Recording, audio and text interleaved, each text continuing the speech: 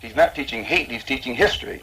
And since the American white man has used his control over the press and over the textbooks and over all forms of media to make it appear that he has done us a favor by bringing us here and enslaving us, then the Honorable Elijah Muhammad has to rewrite history or retell history.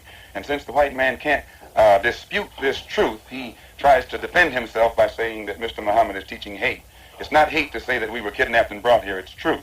It's not hate to say that we were Jim Crow, discriminated and segregated, it's truth. It's not hate to say that the Supreme Court, which is the highest court in this country, came up with a hypocritical desegregation decision 9 years ago, which they haven't enforced yet. That's not hate, that's truth. You're quoted as having said when an airliner crashed with a number of white people on board that you were glad it happened.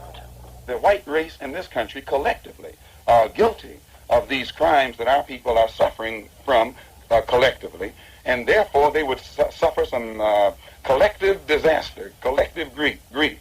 And when that plane crashed in France with 130 white people on it, and we learned that 120 of them were from the state of Georgia, the state that my own grandfather was a slave in, why, to me, it couldn't have been anything but an act of God, a blessing from God, and I frankly and sincerely pray for similar blessings from him to repeat themselves as often as he can spare them. But I take it then you support the freedom-loving attempts of the peaceful marchers in Alabama and these places. You don't get freedom peacefully. Freedom is never safeguarded peacefully. Anyone who is depriving you of freedom isn't deserving of a peaceful approach by the ones who are being deprived of their freedom. And when black people in this country come out from under the mental straitjacket that the Negro clergymen have placed them in, and begin to see that the only way you can get freedom is to get it the same way the white man in this country got it from England, or he says he got it from England. He was willing to pay the price for freedom. When you're willing to pay the price for freedom, then you get it. But the Negro in this country has never been willing to pay the price for his freedom. All of the price that we have been paying in the past has been freedom for the white man. We fought abroad so that the white man in America could be free today to sick police dogs on us, to beat our people in the heads with police clubs, and to turn water hoses on little women and children and babies simply because they want to walk down the street like decent human beings.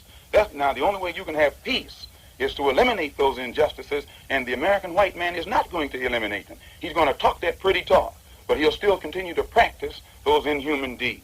You got the Honorable Elijah's message yourself behind prison walls.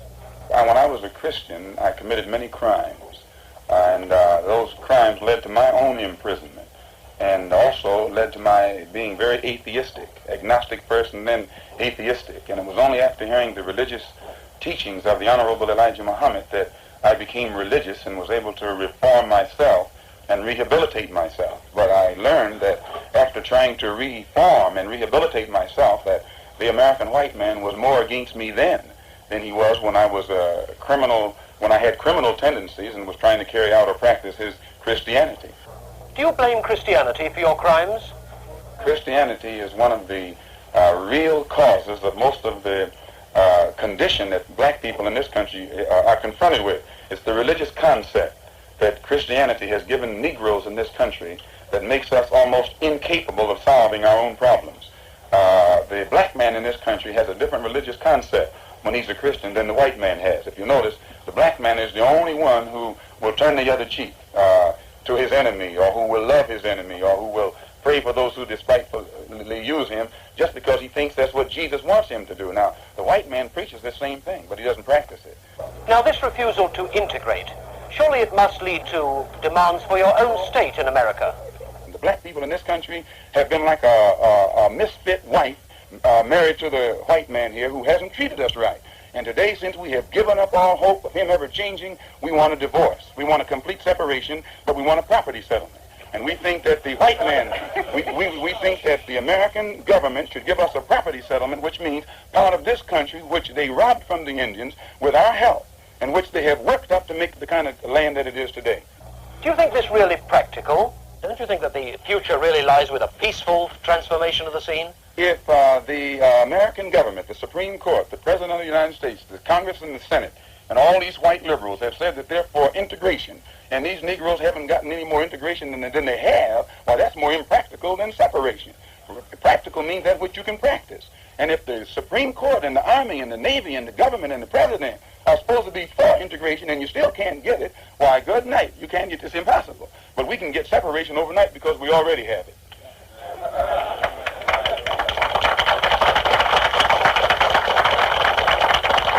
Mr. Malcolm, thank you very much. You're welcome, sir. I thank you for letting the people over in Europe know what the white man in this country is doing to black people and the hypocrisy he's practicing when he accuses them over there of not getting their house in order. 20 million black people in this country have been just as thoroughly colonized by the American white man in a more shrewd, modern way than all of the colonized people in Angola, South Africa, or any other part of this world. But the white man over here hides his own dirt by constantly pointing toward Britain and France and Portugal and these other countries and accusing them of being colonial powers when he mastered colonialism before those countries ever knew what it was. Thank you very much. Thank you, sir.